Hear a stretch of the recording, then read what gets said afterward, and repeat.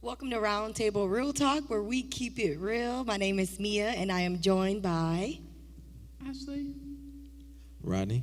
Alana. Thank you guys for joining me today. And so, before we get started on our scheduled topic for today, I did want to pay our respects for the young lady who did lose her life this just past week due to an altercation in Columbus, Ohio. So if we could have a moment of silence and respect for her. Thank you. In the same week, we also did hear back from the verdict with the situation that happened to George Floyd, and that police officer was convicted of murder. And so finally, this family could have some relief that someone is being held accountable. So if we could have 9 seconds to remember the 9 minutes that that officer had his knee on George Floyd's neck.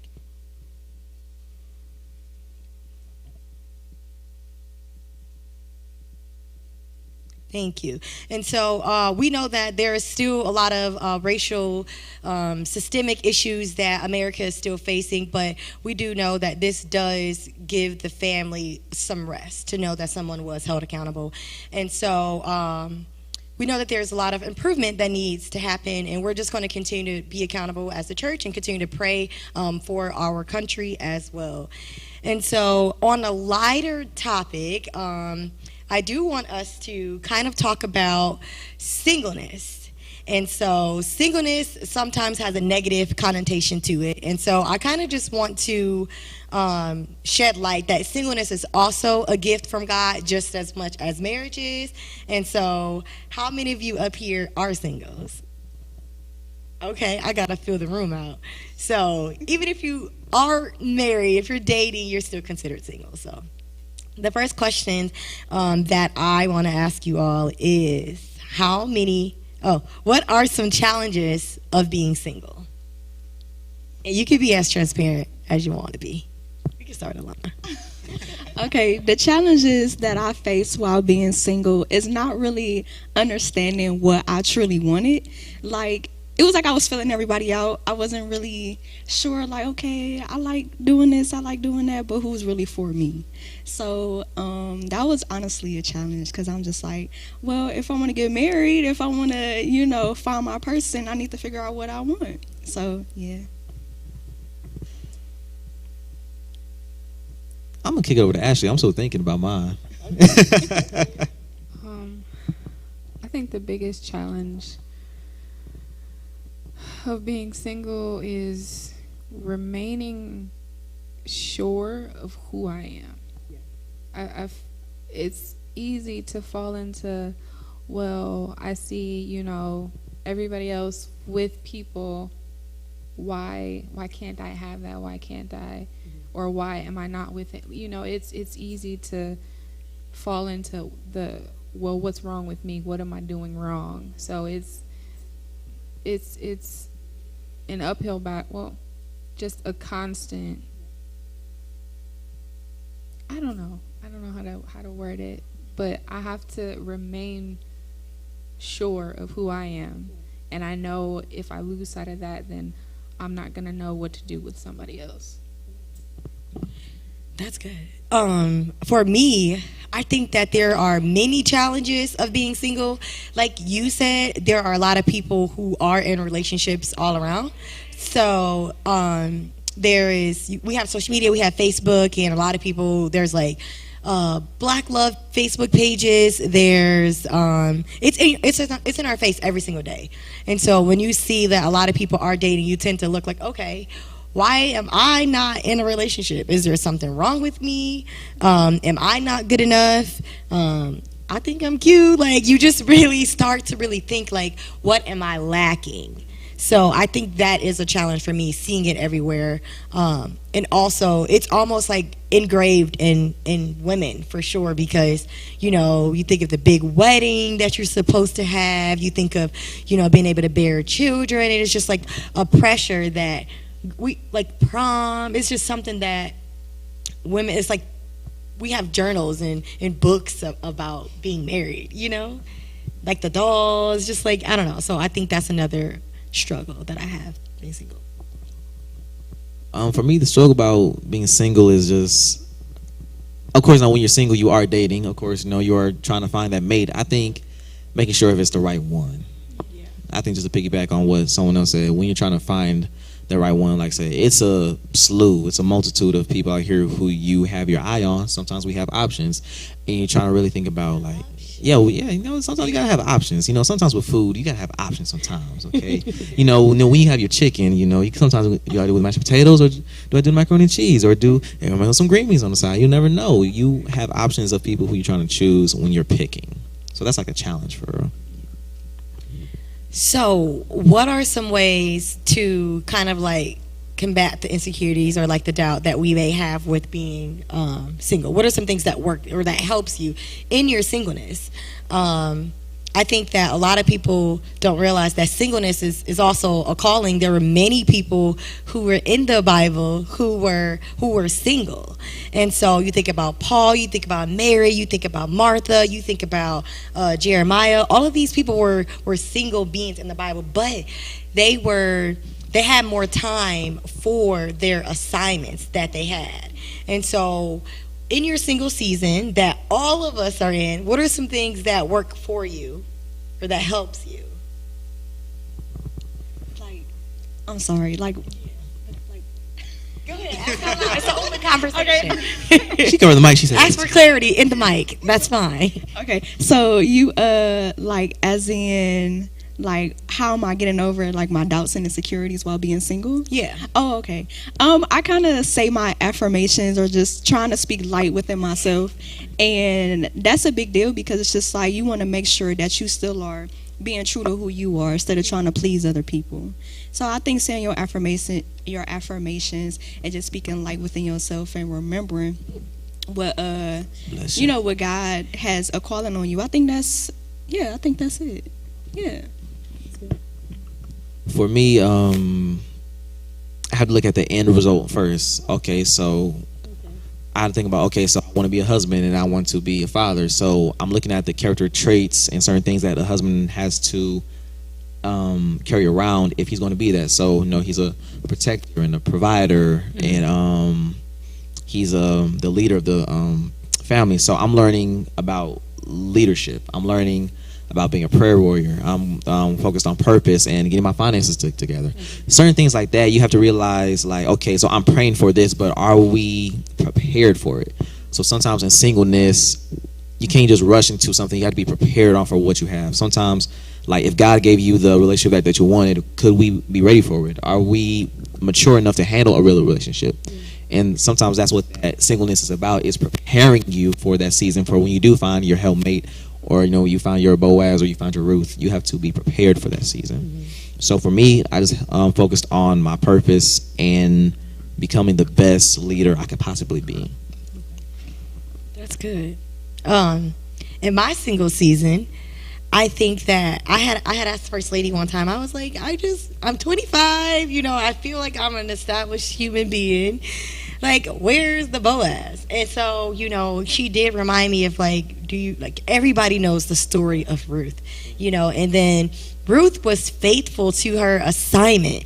She really wasn't looking for someone, and so that was the first step for me, accepting and being bold and confident in my single season. Because I feel like once you get in a relationship, it's almost like, oh, I made it, I won. Or for me, just being in certain organizations, I felt like the relationships were glorified and honored. But when it came to someone who was single, it was almost like, okay, you're single, I don't really have to worry about when I text you, or I don't have to worry about how, if it's too late, or kind of like those boundaries were like lifted when it came to someone who was single.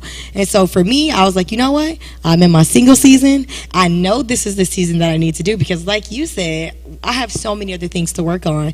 And so keeping busy, like, okay, working out, studying, or whatever it is that I need to be doing, I just do it, so that I'm not just in my loneliness feeling lonely because I'm like by myself. So just owning and accepting my single season. I think. So the question was, what do you do to kind of like combat the challenges or maybe insecurities that we may feel or go through while being single? For me, it's maintaining healthy thoughts, even if it means distracting myself from thoughts, like forcing yourself to focus on other things. Like, I'll just randomly redecorate a room, or I don't know. I like spontaneous, random things, anything that'll get me out of the house. So I'm big on occupying my time, so I don't sit in one spot and get absorbed by an idea, a thought, or whatever. And it's easy for me to fall in brooding moods. So I have to constantly, like, okay, let's focus on something else. Or tell myself, like, I'm going to work on me, but then, like, take a constructive step. Yeah. So, yeah, I tell myself,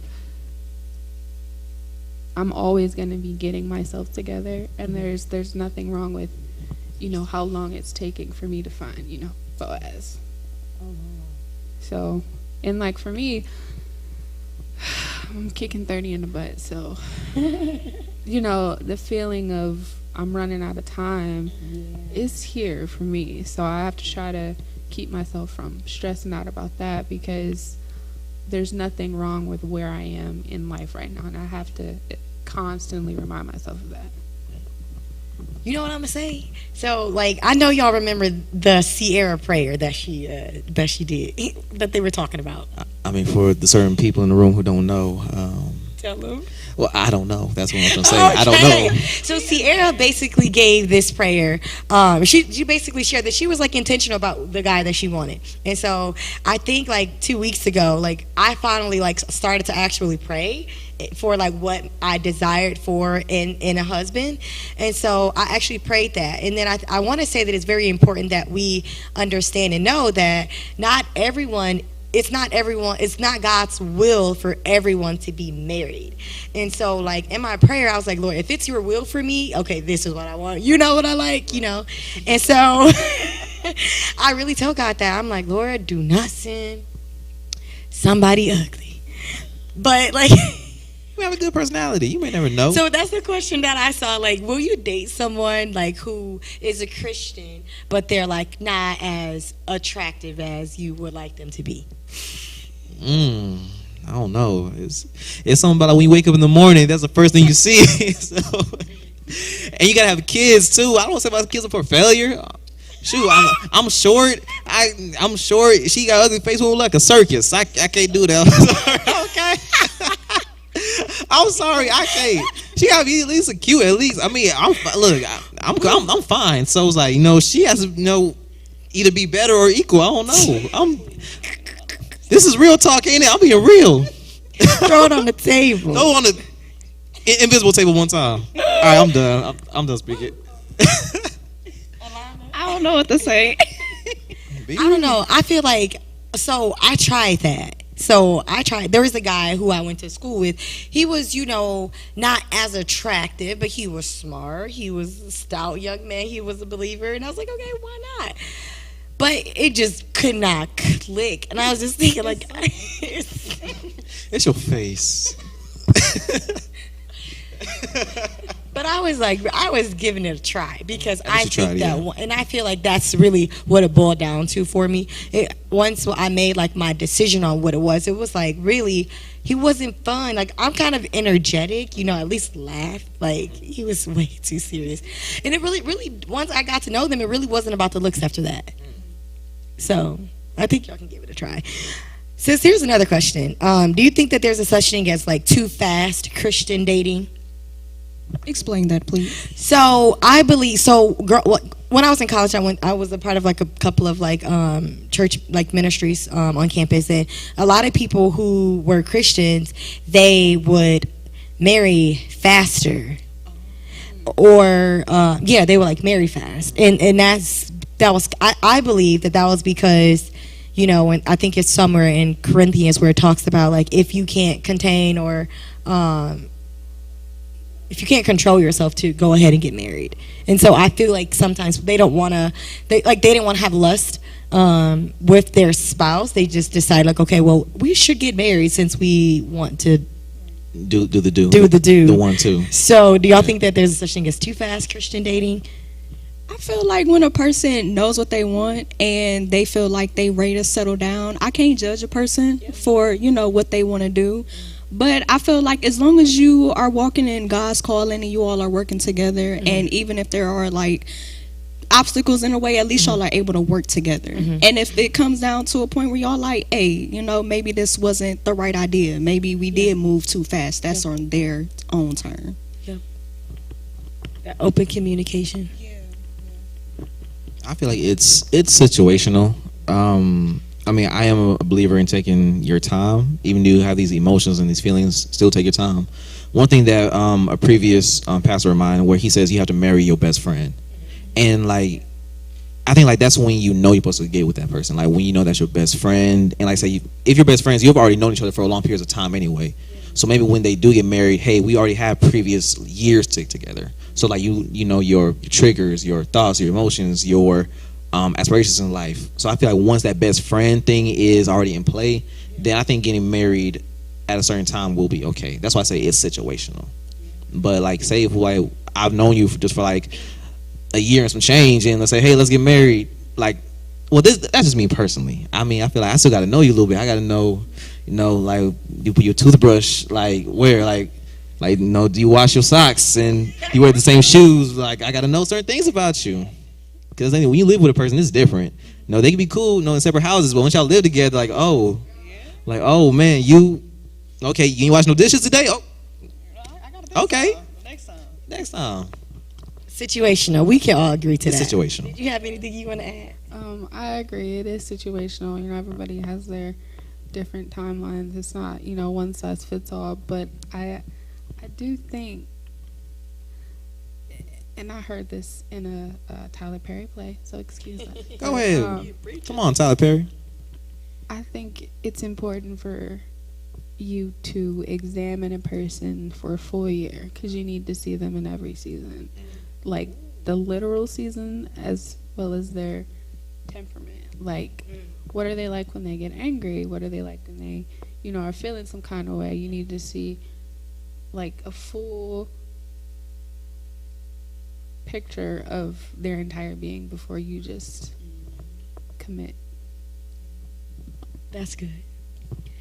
So, let's take it the other side. So we got the challenges of being single. We got some of the ways that help us while we're single. For sure. What are some benefits? Because I feel so good in my single season. I can do what I want with all of my time. Quick. I don't answer to anyone. I don't report to anybody. I do what I want, and it's great. That's nice. I can do what I want. Ain't nothing like that freedom, no. Just grown. like we grown out here, man. Like just knowing, like I ain't gonna get messages on who you with, why you with them. I can eat what I want. I can cook for myself without like saying, "Dang, Save some money. I gotta like, dang, I gotta cook for her. She gonna eat most of my plate, so let me do this." It's like you don't feel as if you have like a leash on you, or like you have to be an obligation to somebody to do something. Or when you're single, like you can do what you want to do. Like, hey, if I want to go feed pigeons in the the park, I'm gonna go feed pigeons at the park. Like, hey, if I want to go see a movie, go ahead. You know, just simple things. Yeah. I feel like I'm cutting up in this episode. No, you should. Go ahead. It's real talk. Yeah, I feel like having your freedom is definitely important in your single season because you get to just venture out, you get to explore, you get to do what you want to do, and also still keeping in mind, like, okay, what do I really want? So, yeah, like just having your freedom. I do want to say one thing. I was listening to a preacher, and he was talking about singleness, and he said, you also be self-aware in your singleness. Yeah. Sometimes we are looking for that person that we're looking for, but also need to identify ourselves as well. Like, what do I need to work on? And like in my singleness, I learned certain things about myself that were pretty ugly. I said, "Oh, God, you need to work on this real quick. This not attractive at all." That's good. So I learned about that as well. Ooh, let me see. So I had 2 comments. One, I think that I love what you said about self-examining yourself because I think that a lot of people who are also married could benefit from this episode too because it's not a lot of marriage problems. It's really like single problems that single people took into marriages. And so I think that your single season is so important.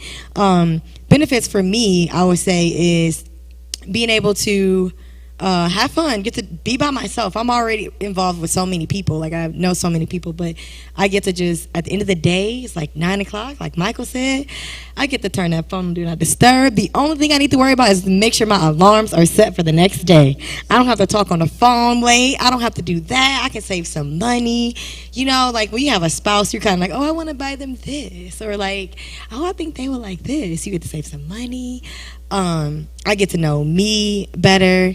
And just the freedom, it's nice. But I also think that another thing that I want us to kind of like, if you want to share, you can.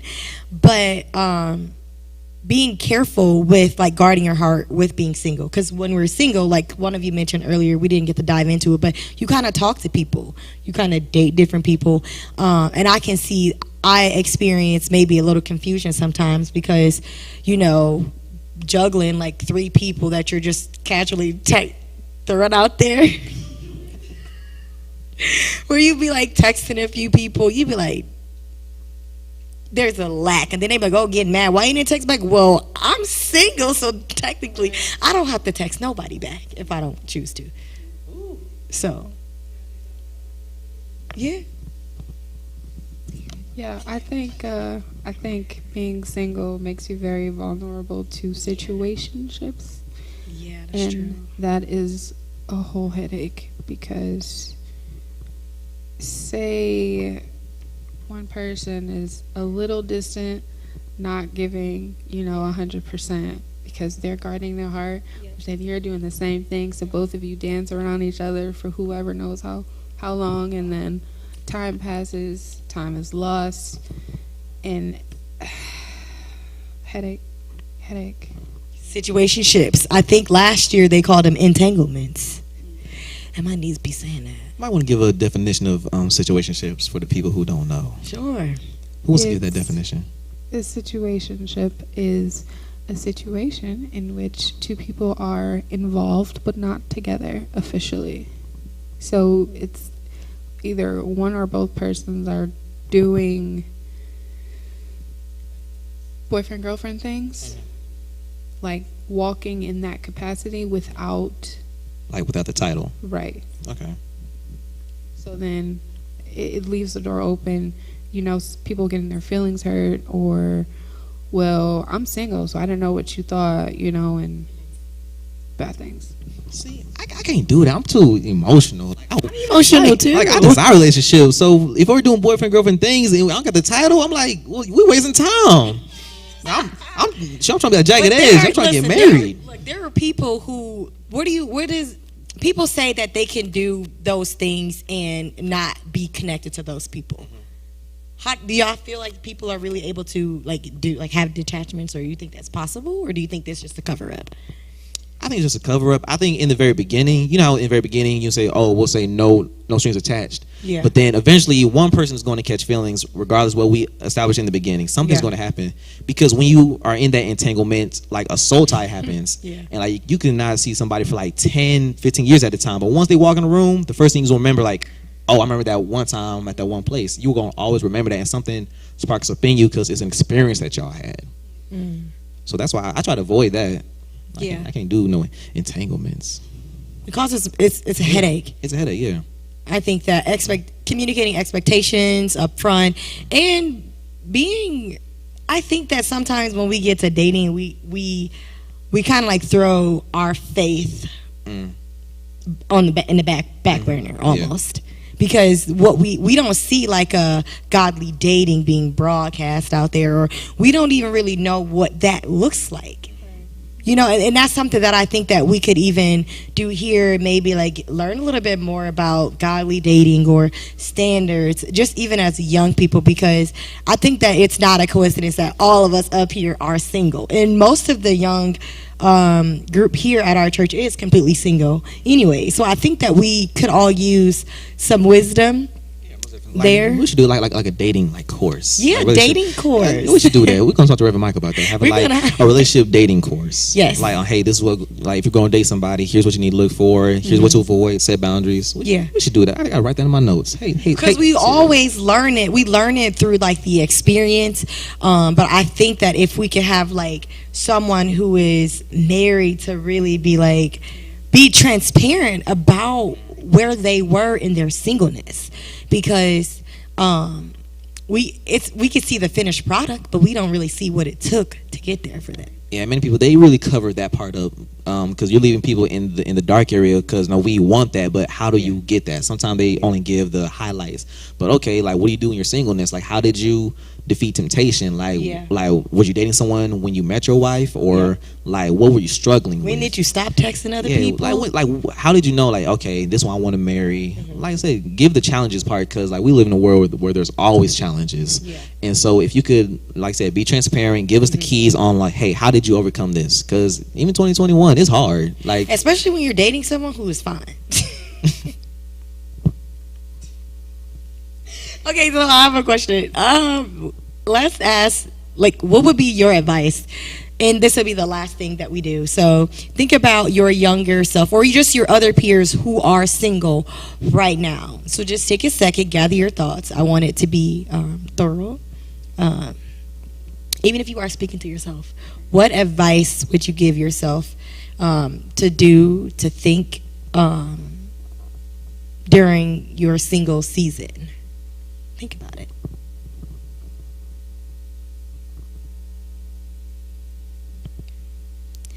I say really take time out for yourself. Really figure out what your likes and dislikes are, because I feel like that does play a part in who you want to get to know. Because you want to find somebody that you have something in common with, you know, someone you can have. And I feel like having that foundation for yourself and what your likes and dislikes are, I feel like that plays a big part when you are single and looking for somebody. But also, you know, really, I lost my train of thought. It's okay. It's okay. Yeah. Okay, we're gonna come back to my thought while I think. if I could talk to my younger self, I would say Adam had purpose before Eve. I would tell myself, focus on your purpose and your gift and capabilities, and the right one will come. Not the other way around. Wow. Mic drop. I would say my advice would be to not feel pressure just because of what you see. I would tell someone to appreciate your timing, to appreciate your walk, your singleness walk, because the grass is not always greener on the other side. And so just appreciate the freedom that you do have, and really take the time to know yourself and what you want, because I truly believe that when we create the best versions of ourselves, we attract that as well. And so, like, whatever you are, whatever level you are, that's really what you're going to attract. And so, like, if I want to date a guy who is, more mature, more godly. I have to make sure that I embody that, so that someone who isn't that, they know that they can't come knocking on my door. So really focusing on just me and my faith with Christ, that's really like the goal. And really prayer. Praying to ask the Lord, like, hey, look, why not me? Why can't I have a godly relationship? So I started to pray for that. Like, I am worthy of that. Because at first I didn't believe that for myself. I didn't think that it would be possible for me. And I don't have that right now, but I am praying and desiring. I'm letting him know, like, these are my desires. If it is your will, I want it to happen for me. Let it be done. So yeah, that's my advice. I would tell my younger self that I'm enough. I struggled a lot with that when I started dating, and that led to people pleasing and losing sight of myself, and it led me down a very complicated path. So if I had to go back and do it all over again, I would just tell myself that I'm enough. Wow. We do have a question. Okay. So over here we have a question that says, did Adam have purpose before Eve, or did they have purpose together? That's funny. I looked over that, and so there was a joke that was said. I'm not trying to make fun, but someone said that they knew that Adam needed a partner, because if the Lord didn't give a man like a partner, they would tear up the world. I saw that, but that was kind of funny, because imagine a man. Okay, whatever.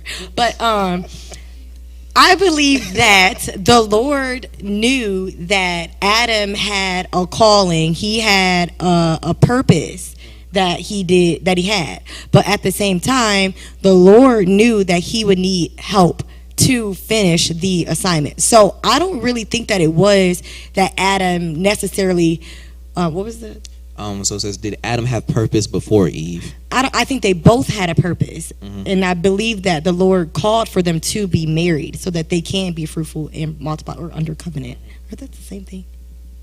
Okay, something. But I think that they both had individual purpose, and the Lord needed them to be joined for all of us to happen. That's my opinion. Anybody else? Okay. Well, for me, I would say that when I watched a sermon on this too. Now, before Eve came to the picture, Adam had a place, which was Eden. So God placed him in Eden, and then He gave him a mission, an assignment, which was to tend the garden, tend Eden. And He gave him a mission, assignment, which he all had to do, and He gave him purpose, which He gave him a mission on what he had to do. And what I was saying was, whatever you're doing in life, before God sends that person to you, He's going to make sure you are established. That He's going to cultivate you. He's going to put you in a position to where when that person does come, they can help and add that on together. God will never give you a person when you are just now starting out. Because I think we've all been in positions where we enter into a relationship too early, where sometimes we didn't even know ourselves. And we're looking to that other person for validation, or we look to that person to find fulfillment. And that's why I told myself, I would tell myself to know yourself, know your purpose. Because if you're going to be leading a family, you can't lead them if you don't know where you're going. And now I'm in a season where I know my purpose, I know my calling, I know who I'm called to be. Now I can confidently say, okay, baby, this is where we're going. I had to throw the baby in. I had to throw the baby in one time. I'll say, okay, baby, so here's where we're going. And now I can confidently say that without being swayed side to side, and I'm rooted in knowing. I can agree to that. That's good. And like I said, that helpmate, like, they will come to help you in whatever the assignment is. Because y'all women, I say, y'all women know what y'all doing when the guys be messing up. Like, y'all know. I'm like, hey, baby, you're right. That's good. Yeah, I should have made that left. You're right. Yeah, that's right. Well, I appreciate all of you for hopping on and just being open about our singleness. It seems as though we got some work to do with ourselves. But for those who were online, I hope that you were blessed by this message, and if you were, we do have a few ways to sow a seed into what we are doing here at Lee Memorial. We have multiple ways for you to do so. We do have Givelify. It's Givelify, not Give life. life fee. We also have Cash App, we have Text to Give, and we have PayPal. So if you are feeling generous, be in abundance, live in abundance, and blessed. And we could pray. Does anyone feel led to pray us out today? Oh yeah, I can pray most definitely. Okay. And one thing, Michael said, I'm a move. Wait, she said. Neo said, I'm a movement by myself, but I'm a force when we're together. Come on, that was force. touching on the helmet part. Right, yeah. Okay. Dear Heavenly Father, please fall fresh upon us. Thank you for this day that you have blessed us with. Continue to cover us with your love and your grace and your peace. That we're praying for traveling mercies. That you touch us in all of our vulnerable places and help us together. In Jesus' name, we pray. Amen. So like our First Lady and Pastor would say, we love you all, and there is nothing you can do about it. I love you. There's nothing you can do about it. Join us next week on Roundtable Real Talk. Be blessed.